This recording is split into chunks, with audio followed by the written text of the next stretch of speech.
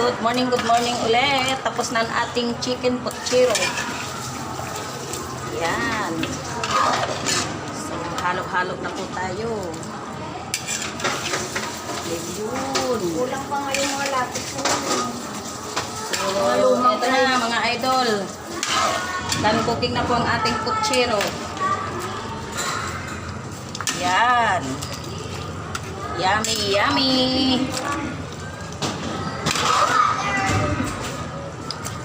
Yummy, yummy.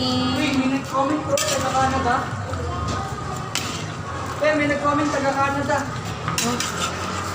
May nag-comment talaga dyan. Dalawang taga-ibang bansa. Na.